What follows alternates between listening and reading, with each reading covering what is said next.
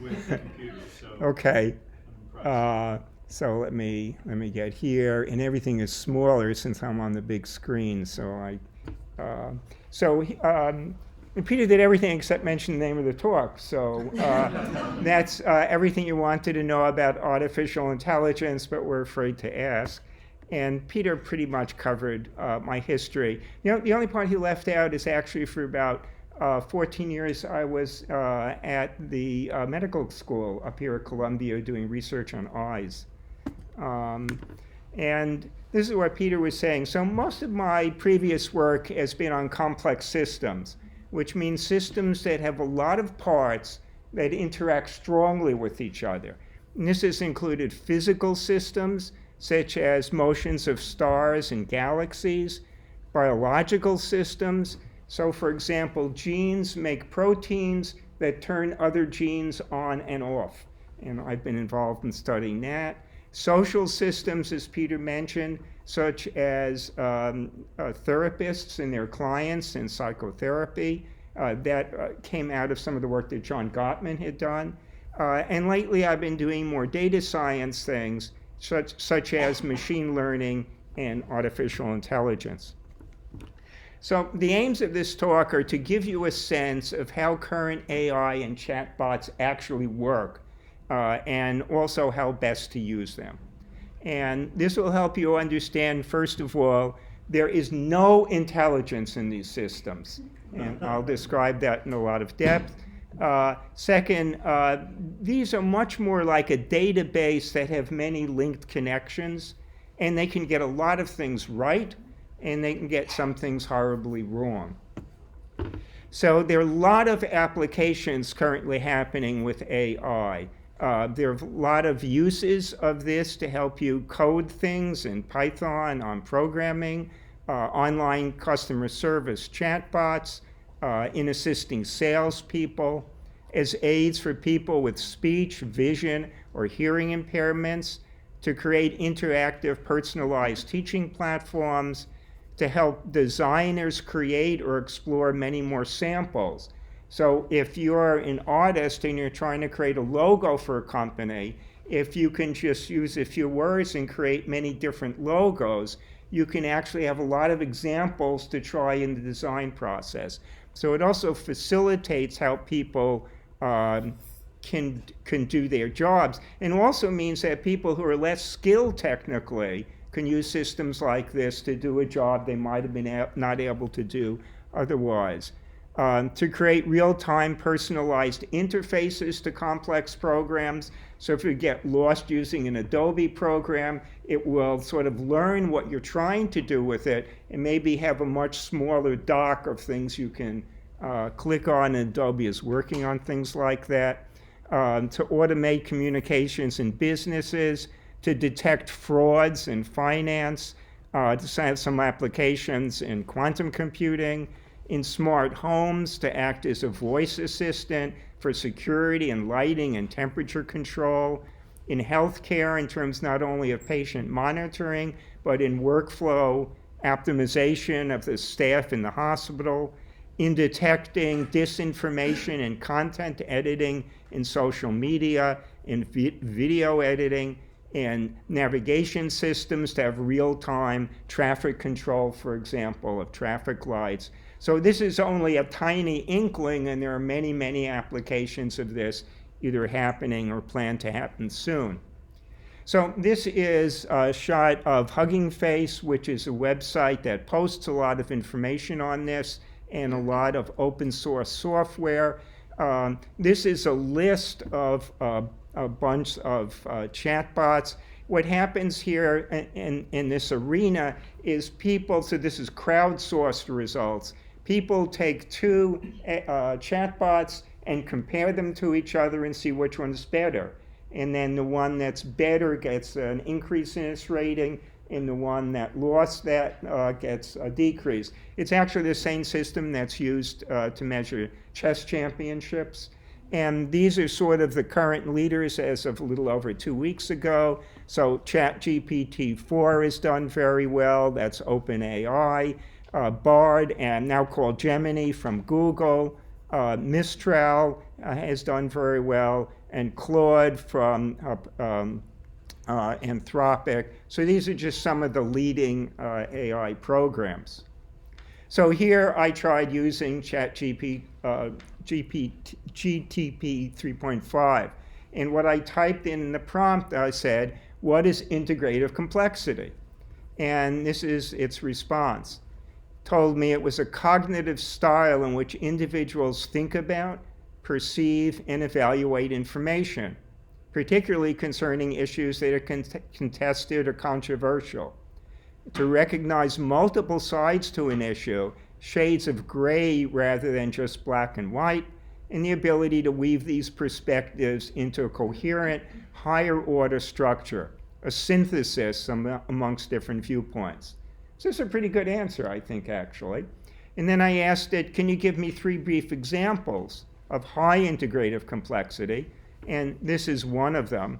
It said a government is considering whether to permit a new mining operation in a region known for its biodiversity. On the one hand, the mining operation could bring substantial economic benefits to the region and create jobs. On the other hand, the unique biodiversity of the area is irreplaceable and might be threatened by mining activities. So to reconcile these concerns, we might explore stricter environmental safeguards, ensuring that the mining practices are sustainable in setting aside a proportion for the mining. So thanks very much. So does this help a little bit? I'll actually need the mic for something briefly I'm going to do later. So that, okay. So I think let me finish reading this. So to reconcile these concerns, you might explore stricter environmental safeguards, ensuring that the mining practices are more sustainable, and setting aside a portion for the mining profits. So this is not a bad, example. A lot of times we're going to see these chatbots don't really want to say anything negative. And so this is sort of an example of that a little bit. It's not really taking sides here. So that's sort of interesting. So there are different ways to use these. What I'm going to show you today is called prompt engineering, where you just type something in and you get a result. There's also an application programming interface, an API for these systems. We're using that in some of our research, but I'm going to stick with the prompt engineering approach pretty much here. And there are 3 ways to add data to ChatGPT. So the P here means it's pre-trained, so it's got a lot of data already. But if we want to specialize it so it focuses on data you're interested in, you can type in a prompt like this. It says use the data between these triple ticks, which is on the key in the upper left where the tilde is. And then these actually will get added to whatever ChatGPT knows. Or you can use the API, which we're using, to add a lot more additional information in a database. And then if it accesses information you gave it, it's less likely to have a hallucination. And this is called retrieval augmented generation, or RAG. And as the models now have gotten smaller, it's now even possible to train your own model, although that still takes a lot of resources to do. So let me give you a brief, very brief history of AI. So actually, starting in the 1940s, people started to develop what they called expert systems. So they created a whole bunch of rules so that you could put data in and it would give you an answer. So for example, a railroad company knows its chief mechanic is about to retire, and they want to encapsulate his knowledge so when he leaves, they'll be able to repair the diesel locomotives. They also did this with medical diagnosis also. And what characterized this work is that it didn't work very well. So maybe the medical system was as good as maybe a first-year resident, but not a really good practicing doctor. So, but what was learned from this is that human experts do not work this way. there's not a bunch of simple rules in an expert's head that if you do this, you do that. Somehow they can sense a bigger picture of things and pull information from different places and make it make sense. So in the 1960s to the 1980s then, the AI work shifted to not the rules of how things work, but making a system that can learn. And then what you do, you give the system examples, and it learns from the examples. So you don't make the rules, the system learns the rules. And these were done by using neural networks. So these were models for how the brain worked. So you have units here as if they were nerve cells that are connected to other units as if those were synapses. And each of these influences the others in turn. But it turned out the initial models were made with very simple units. And the simple units couldn't do very interesting things. So then they made the units complex. But it turns out the complex units couldn't learn. Learning here means you give it the examples and you train the system so for the right examples it gets the right result. And this led to the first, not the first, but one of three major what were called AI winters. And all of this was oversold with a lot of hype, and it didn't produce what people wanted, and so everything sort of collapsed. In this case, Marvin Minsky was either an author or a co-author of a famous report to the Department of Defense that said just what I said here. The simple units don't do anything interesting. You can never train the complex units. And DOD was funding most of this, cut off all that work. In fact, pretty much all government funding in both the United States and United Kingdom ended for this. So if you look at the history of AI, there are like a lot of examples or dots on a chart now. I want you to understand that this is a very punctuated equilibrium, to quote Stephen Gould. So this system had a lot of failures. But after each winter, people realized how they could fix what wasn't working before. And it usually involved a new technology. So I just want to make it clear that's how these things progressed. And the end of this winter was when three groups, independently, at least three groups, realized they could train the complex units. And that algorithm was called backpropagation. So then people also realized, so if these are the input units and those are the outputs, the things in the middle became known as the hidden layer, because you couldn't see them directly. You had to go through either the inputs or the outputs. So that people started adding more hidden layers, and that made the systems better. And in fact, they started adding then hundreds of hidden layers, like 200 layers. And those became known as deep learning units. Now, these units had about 10,000 parameters. So what a parameter means is how much each unit influences the other. So you need a number to describe that. And in these deep learning systems, there may be about 10,000 parameters. So in 2017, there was a very influential article from a group at Google entitled "Attention is All You Need." And this changed the paradigm of how the networks work. So here, what you do now is you have a neural network that takes the data and transforms it into a different representation. Now, this was great for doing language translation, because you have one network that creates a representation of the meaning of the text, and then another neural network that looks at that representation and then translates it into another article. These pieces were respectively called the encoder and decoder.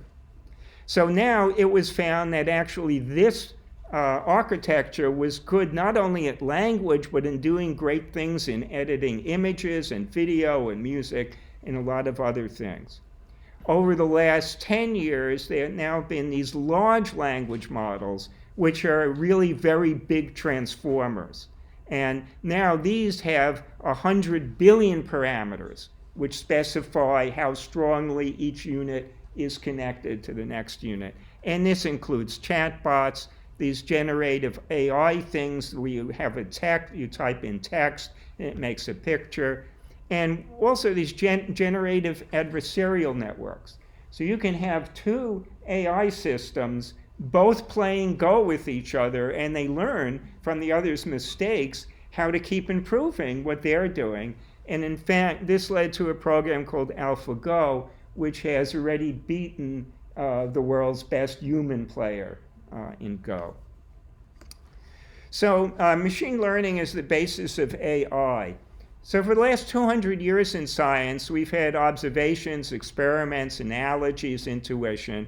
You create a theory and some hypothesis, you collect data, you do statistics, you interpret it. So again, you have an input, you have the stuff where you know what you're doing, and then you have the output.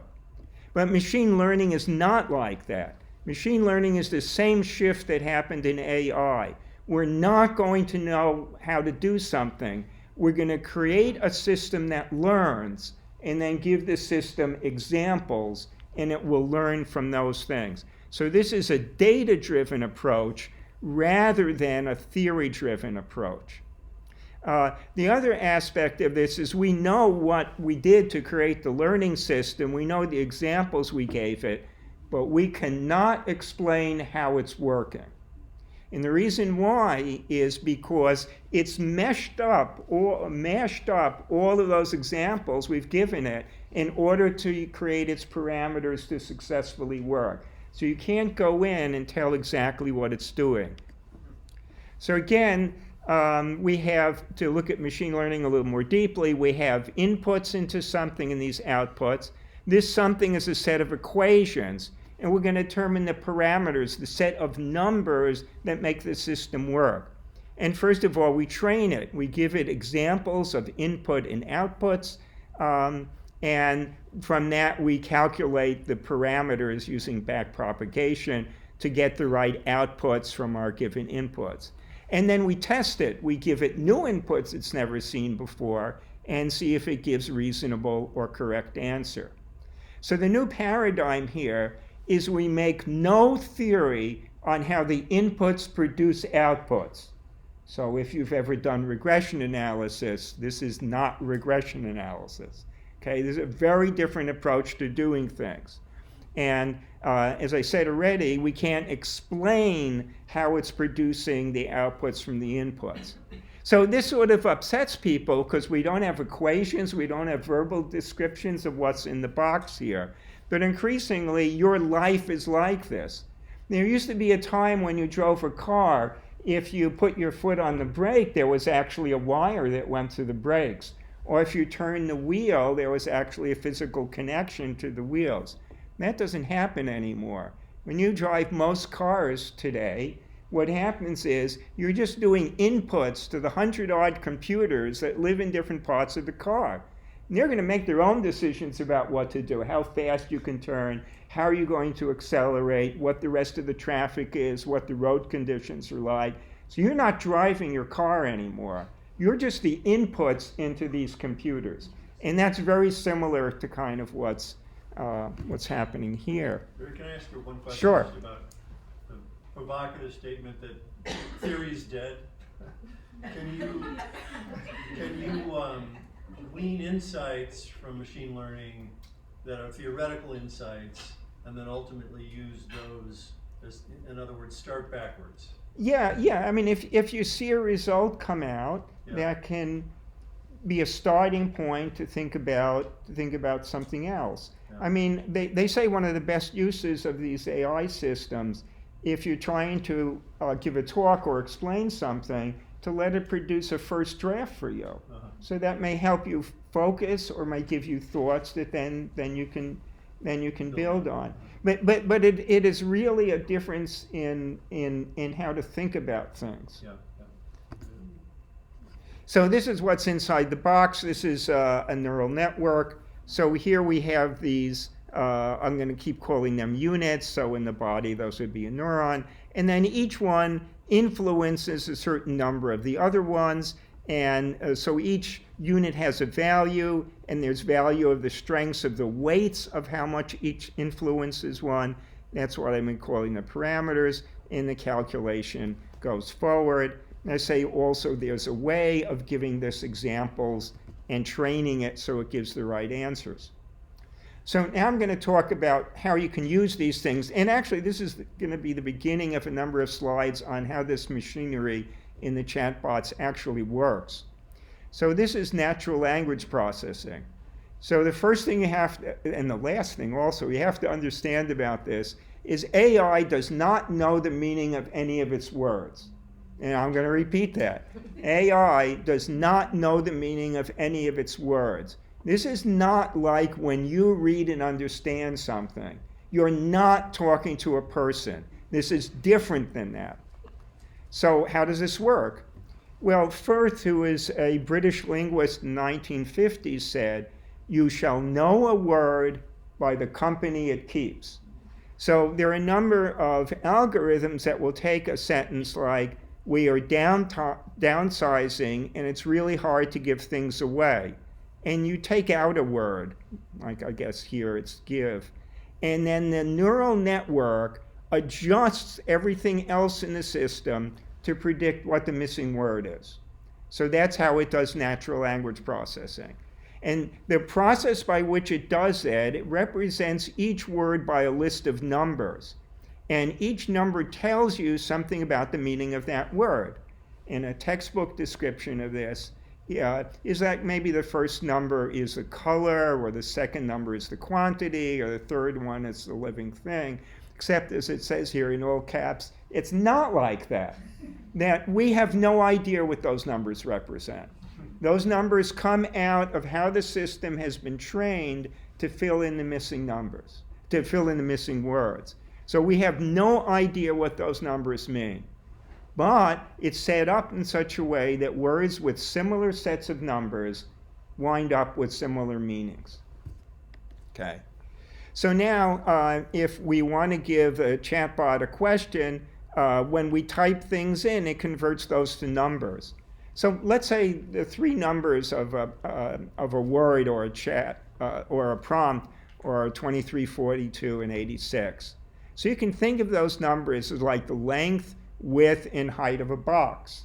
And now, if we're sitting at the edge of the box, we can draw an arrow to something with that height, width, and length. So this is the definition of what a vector is.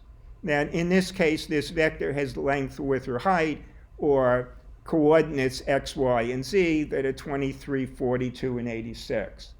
Except that GPT-3 actually has 12,288 dimensions. So these are very high-dimensional systems. They're very different than having 3 dimensions. So how does the chatbot transform the text into this vector? So you can ask it. If you want to know how it works, you ask it. So here I've typed in, how do you transform the text prompt into a vector? And it starts off by telling me it changes the words to tokens. It breaks the words into tokens that can be words, whole words, or parts of a words, or even punctuation. Then it says each token is converted into a vector, and not just simple representations of individual words, but they're done contextually. That is, the numbers that are given the words depend on the words around them. Next, there's this contextual understanding.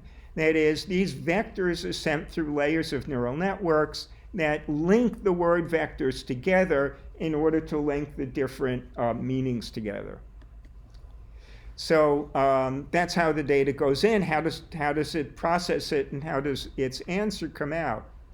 So this sort of pretty much repeats. It goes through the same process. So I asked it, is your answer a single vector coming out? And it said, no, it's not a single vector. Your prompt is first broken down into these tokens, and then each token is converted into a vector. And now the model processes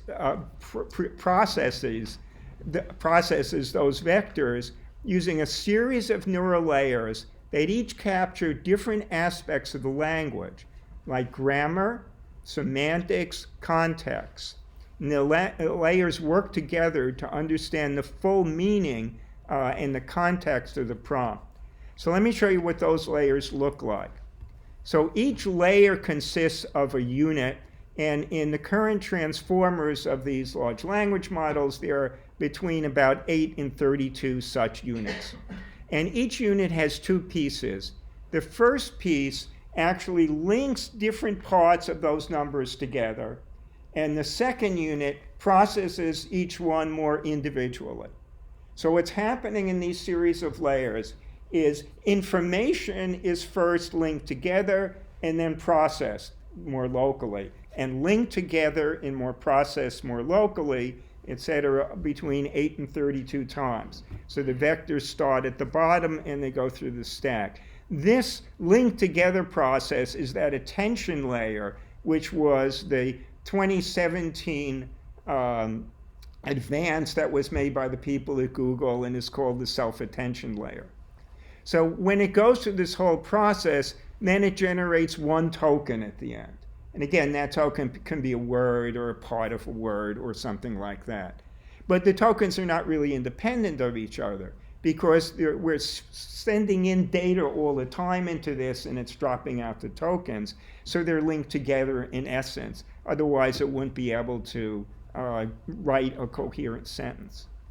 Now, this architecture arose from an earlier architecture called convolutional neural networks. In the original neural network, every unit in one layer was connected to every unit at the next layer. And people found that if they didn't do that, if they connected units in one layer to only some units in the next layer, and then merged things together like that attention concept, they worked much better. And that architecture really is similar to or was actually based on how the visual cortex works. So the visual cortex is about over here, and light comes in from your eyes, and there's a series of nerve cells that process that information. Now, there's no room in your head to have everything connected to everything else. So it's very similar to this architecture. So in that neural stack of layers, there are at least 5 major layers in the visual cortex. Things are connected locally, and then somehow something happens to connect things together. So for example, and people could have been able to do experiments in the visual cortex to show that at the base of this system, what you're sensing are things like individual lines, like their orientation or whether they're moving or things like that. So the idea of how the visual cortex works is it senses more elementary things like lines, and then maybe makes triangles or squares and makes it more complicated until at the top you see a face. And that's the understanding of how this thing works. That is that at the bottom it's seeing words and then grammar and then maybe semantics and then maybe meaning. So that's a general understanding of how this works. And I believe that because everyone says that. But I would be more comfortable if people had probed this at its different levels and showed that the representation was going more complex. People may have done that. I haven't seen anyone do that. Okay. So this is an article from New York Times and Kevin Rose from about a year ago that got a lot of attention. And he's using Bing, which is codenamed Sydney from Microsoft. And at one point in the conversation, Bing says, "I'm Sydney and I'm in love with you." And then it says, "You're married, but you don't love your spouse, you love me. And your spouse and you don't love each other. You just had a boring Valentine's Day dinner together." And this got Kevin Roose pretty upset. So let me talk a little bit about why stuff like this happens. So first of all, this system has learned lots of stuff.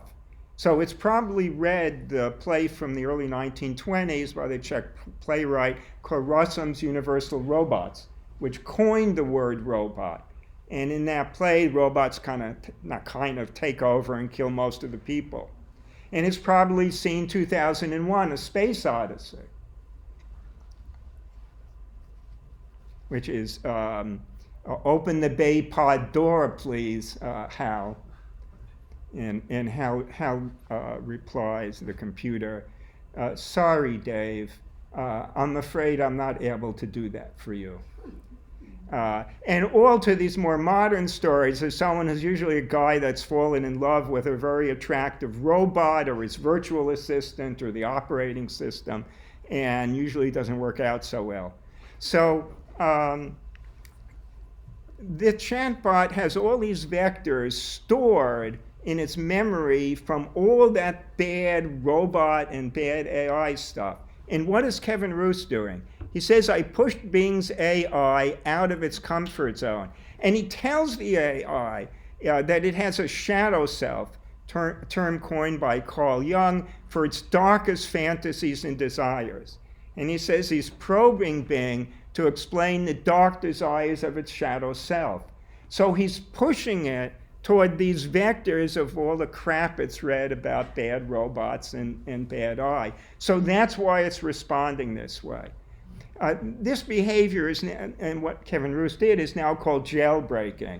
And the attempt to prevent people from doing this is now, right after this happened, they limited the number of prompts you could put in any one chat, and they tried to add guardrails to stop this.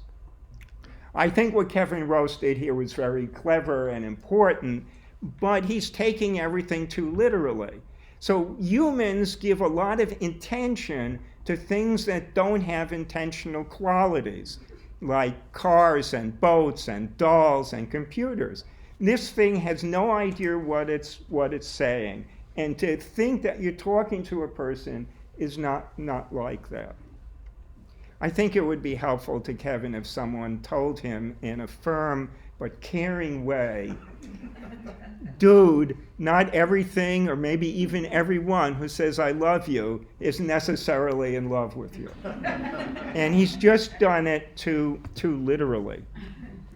So one of the ways we're using this in our research is we know that hate speech can lead to conflict and violence, and we're asking, is there a peace speech that helps sustain peace and represents social processes that support peace? And if we were doing this the old way, what we would do is we would conjecture which words from news sources are different in lower and higher peace countries. We'd count those words and see if the words we think are in the lower peace countries are there in greater amounts, or the words in the higher peace countries are there in the greater amounts. But that's not what we did. We did this machine learning paradigm. So we train a machine learning model on the examples of the words from articles that we can identify from other sources as lower or higher peace. And then we train the machine learning model and we ask it, more technically, we ask it to report its feature importance on different variables as to which words best predict if a country is lower or higher peace. Now, doing that, we can find words that maybe we didn't expect because we don't have that in our hypothesis. Larry's being kind, because the truth is, if you go back one slide, we did try that. I tried that. We went to experts and curated a list that we thought logically would be in peaceful societies, and it didn't help us classify at all, so it just didn't work. Then Larry said, well, let's have the machine tell us if there are differences in this language, and that's when we discovered differences. Right. So, and the differences we found in the lower peace countries, the news articles were dominated by words like a government, state, president, things like that. In the higher peace countries, we didn't find the words, as Peter said, we were expecting. If things are going well, people just live their lives, and they're more concerned with their families and liking things and sports and stuff like that. So now we have these words. So this is our interpretation we gave to these word clouds. I can ask the chatbot to give its interpretation. And we did that relatively recently. And for the lower peace countries, it gave pretty much a similar interpretation that we did, that the words are about governance and leadership and organizational structure and politics, decision-making, authority, information dissemination, and management. And in the peaceful countries, again, it was more like human activities and experiences and engaging people as part of their daily lives and individuals and groups. So it came to a result, at the end that we thought of, it matched pretty much what we thought of. So what we're doing now is using that API to give it a lot more information about other things that we and other people like Douglas Fry have shown is important in peaceful situations. So we're teaching it more and then having it look at the articles to see what that tells us about how countries are different or not. So some of the limitation of these large language models are they can't do arithmetic. They're very bad at fractions even, actually. You cannot always get the right answer. Since it's trained on almost everything in the internet, most of the stuff in the internet is non-technical, non-academic, non-expert. And so there's a lot of things that it keeps learning that we as experts would see things differently. So that's one thing you have to keep in mind. It's also its answers are biased by the training data. So for example, if you give it a text image asking for attractive people, it will produce a young, light-skinned person. If you ask it for a person in social services, it will produce a person of color. If you ask for a productive person, it may produce a picture of a white person in an office, etc. So none of these things are good. And it just shows that it's gotten the same bias on the things that it was trained on, which shouldn't be a surprise. And it just makes stuff up. So it doesn't understand what it's saying. So at least 2 sets of lawyers found out that if you ask it for case law, it will just make up names like someone v. someone, because it doesn't know that has a deeper meaning. And it will actually cobble together cases from other cases to make that. Actually, part of the New York Times lawsuit against OpenAI is OpenAI not only used the data from the Times to train it, and it not only allowed you to access data from the Times without saying it was copywritten, but it actually created phony stories that it actually put together the pieces of and then said that it was in the New York Times. So that's okay.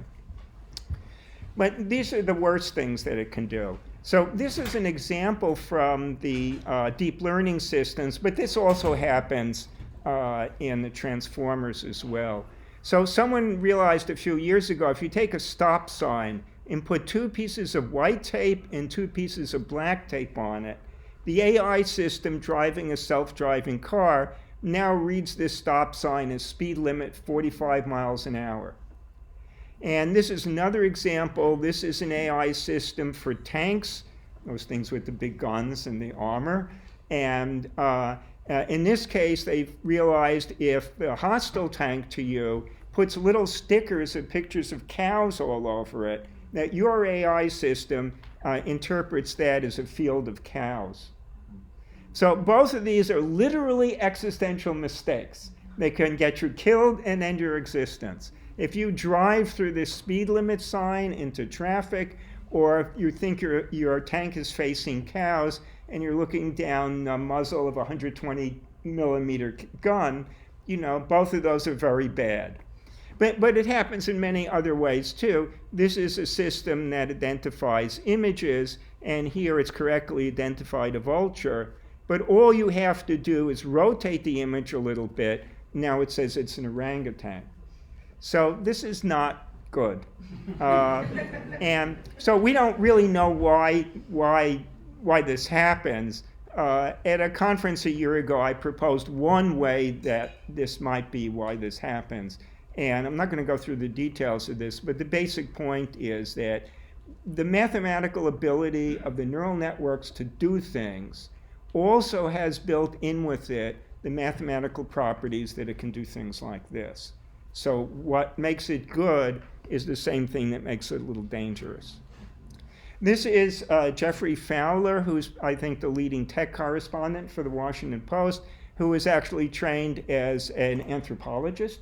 And he's done a lot of really good tech things, but more how people interact with tech. These are his suggestions from November about what you should tell kids about using AI.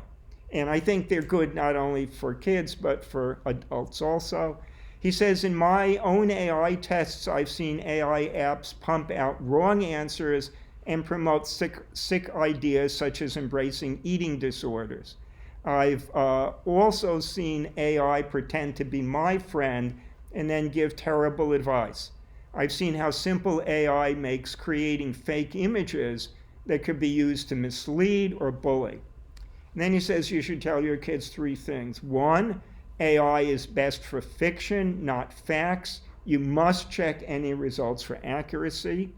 2, AI is not your friend. It does not know what is right or wrong. And 3, AI can have hidden bias. It is trained on all the disinformation and bias on the internet. And I know you're shocked to learn that the internet has a lot of disinformation and bias going on here. Okay. So what's the best way to use ChatGPT? So I'm going to stick with the prompt engineering examples. So the first thing to realize is that it remembers everything you enter, and it may give it to someone else. So you should never, never, never enter personal information like your logon information somewhere or financial information, because it knows it and it may give it to someone else. So I'm going to repeat that. Never, never, never enter personal or financial information. It's best to use simple questions. If you have a complex question, break it up into a series of simple questions, one at a time. When you get a long, complex reply, you can ask it to summarize what it thinks are the 4 most important results. So you can ask it to sort of delve into things. It's actually very good at doing that. And if you want more details on one of the items, you can ask it to give more information on one of the items. If you have 2 sets of data, my experience is don't ask for details on each one separately. It's best to ask it to compare one to the other. It's actually better at doing that. It's very good at retelling stories in different voices. So for example, you can ask it to describe how a car works, as if it would be told to a 6th grader, a college student, or a professional mechanic. And it will do that very well. So all of these things it does very well. And not only that, it can give you answers in a file, so which you can download easily, do a copy and paste. And so it can produce a spreadsheet for you, or a little piece of Python code, or other sort of text documents. So artificial intelligence has a lot of strengths. It covers many areas in art and business and engineering and science. It is excellent at verbal reasoning, and it's excellent at summarizing and providing details in the way I was just describing. As I said before, it's excellent at creating first drafts of reports or articles or speeches that you might want to edit. But the warnings here are that it's poor at quantitative reasoning, can make up false information, it's biased by the data it's trained on. It has a big searchable, it's best to think of it as a big searchable database rather than anything intelligent. And this last point was emphasized in an article I just read this last week, actually, from a computer journal, emphasizing the fact that you should never forget this system for a person. You're not talking to a person. It doesn't have intention. It's not aware of what it's saying. Can give you a lot of good information, but don't make that mistake. So what's next with this? We know already that this has a lot of errors and limitations, and certainly excess hype, and now some number of lawsuits. So is there a new AI winter coming? As I said, there have been at least 3 major AI winters and some minor AI winters. So this is, as I already said, a very punctuated equilibrium. It's very hard to believe there's going to be a big AI winter. I mean, the genie is out of the bag, out of the bottle on this. And it's being applied in a lot of different ways, and people are using it. So it's hard to believe that it's going to be a winter similar to other winters. On the other hand, next year is the 25th anniversary of the dot-com bubble. where the internet is created, all these companies are going to create e-commerce, people are pouring money into them. I think the jargon phrase from maybe a different bubble is irrational exuberance, and all these companies are created, and within a year, most of them are out of business, people are unemployed, the NASDAQ tanks. Not only that, the number of computer science majors at US universities goes down markedly. So, but of course this will never happen again in the tech world. So we don't really know what's going to happen next. But what I'm more interested in here is not that, but what is the next AI summer going to look like? Every time there's a winter and there are problems, people reach in with a new technology and try to fix this thing, and then it works better.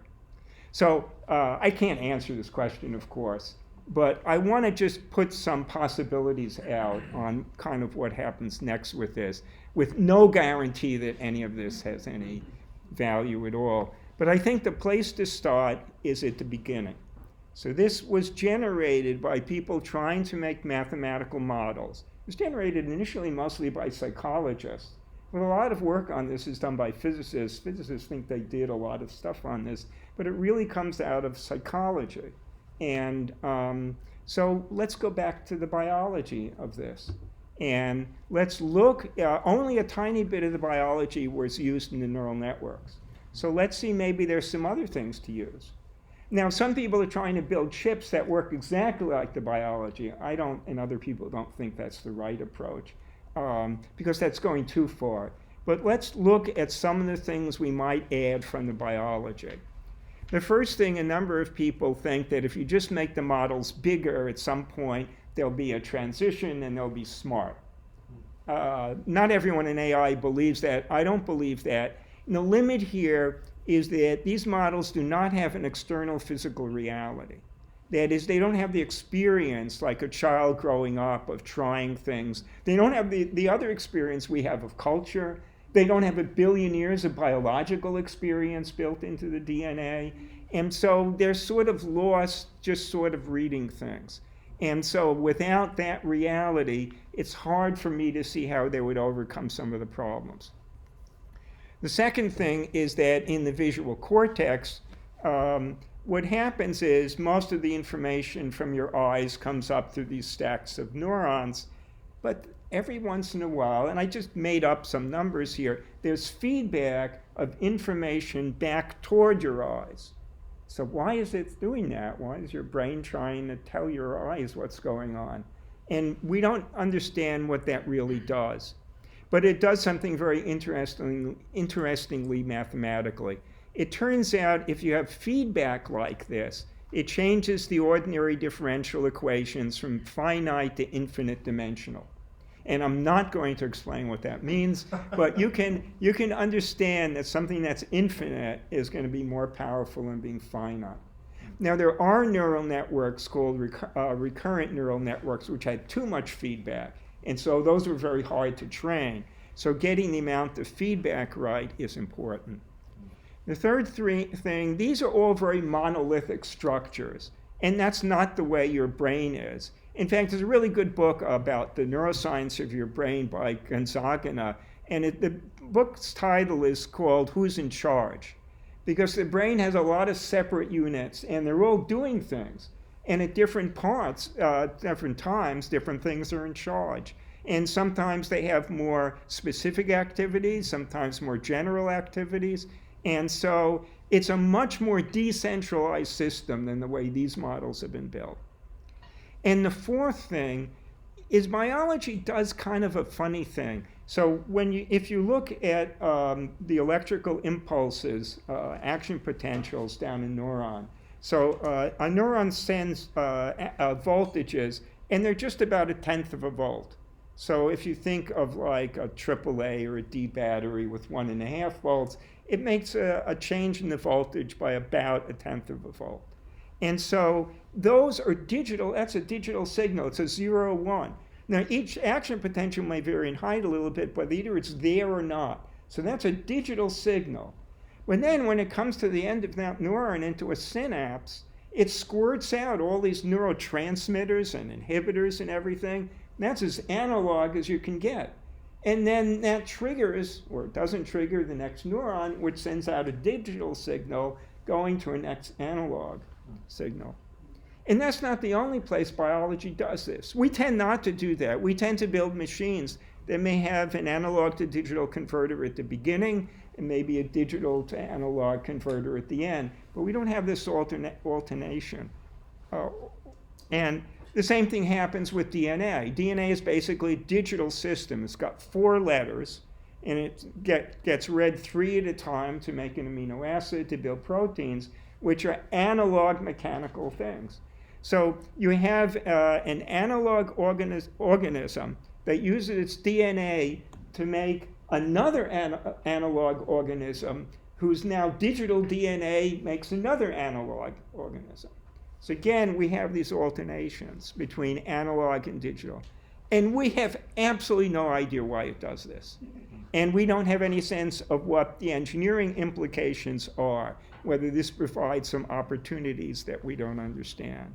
So these are just, some things I was thinking about. The real limitation is that we don't understand what intelligence is. So Jan LeCun, who's a leader in developing AI, has said if you want to build an airplane, you don't copy all the details of birds, their intricate feathers, their flapping wings. Instead, you learn the principles of aerodynamics from the birds and then design your metal airplane with rigid wings. Today's AI is not truly intelligent because we don't understand what intelligence truly is, what parts are needed to create it, and how they must work together. So again, this stuff is out there. This is a tiny list of things that people are doing with this, and these are very powerful and good techniques. But what I've been trying to show you is that AI is powerful and useful, but you've got to be careful using it. And understanding a little bit about how it works, I think, can help you to understand what it can do and what it can't do. Thank you. Thank you.